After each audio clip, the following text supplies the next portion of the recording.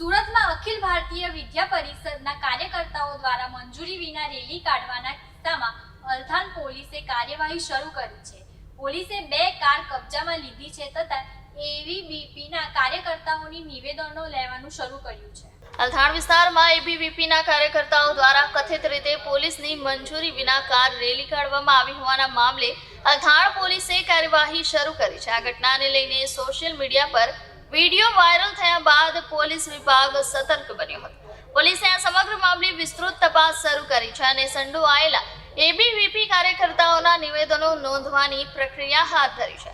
આ તપાસ દરમિયાન પોલીસ દ્વારા રેલીમાં ઉપયોગમાં લેવામાં આવી હોવાનું માનવામાં આવતી 2 કારો કબજામાં લેવામાં આવી છે। પોલીસ અધિકારીઓના જણાવ્યા મુજબ આ કારો કથિત રીતે બિનઅધિકૃત રેલીમાં વપરાઈ હોવાની શંકા છે।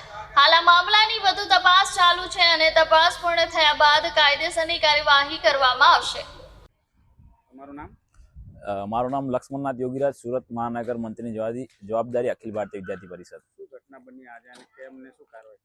જે ઘટના આપણે 19 તારીખની જે ઘટના ઘટી, જે રેલીના માધ્યમથી સોશિયલ મીડિયામાં જે વાયરલ થયું છે, એ જે રેલી હતી એમાં વિદ્યાર્થી પરિષદની 2025-26ની નવી કારોબારીની નવા દાયિત્વવાન કાર્યકર્તાઓની વિદ્યાર્થીઓની ટીમની પસંદગી કરવા માટે હતી। એમાં નવા વિદ્યાર્થીઓના થકીથી થોડું ઉત્સાહમાં આવીને એ લોકોએ રેલીના માધ્યમથી થોડા બહાર આવી ગઈ જે ઘટના ઘટી, એના માટે વિદ્યાર્થી પરિષદે કડકમાંથી કડક એક્શન લીધું છે અને બીજી વાર એવી ઘટના ના ઘટશે એના પર પ્રયાસ કરશું, ધ્યાન રાખશું।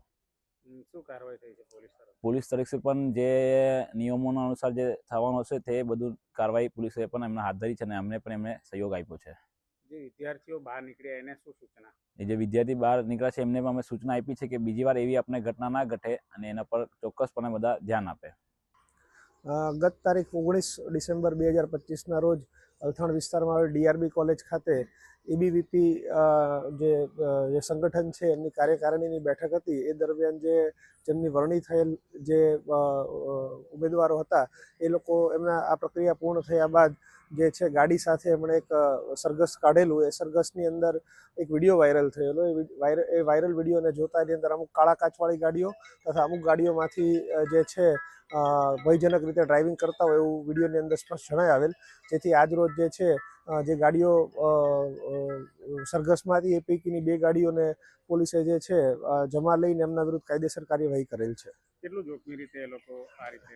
જે રીતે વિડીયોની અંદર જોઈ શકાય છે કે ચાલક ગાડી ચલાવતા હતા એ દરમિયાન જે ફ્રન્ટ સાઈડની જે વિન્ડો છે એની અંદરથી પણ જે અમુક દેખાતા ઈસમો જે છે બહાર નીકળેલા હોય। ચાલકે આ દરમિયાન ગાડી ચલાવવી જોઈતી નહોતી, પરંતુ છતાં પણ ગાડી ચલાવતા રહે છે એટલે એમના વિરુદ્ધ ભયજનક ડ્રાઇવિંગનો ગુનો દાખલ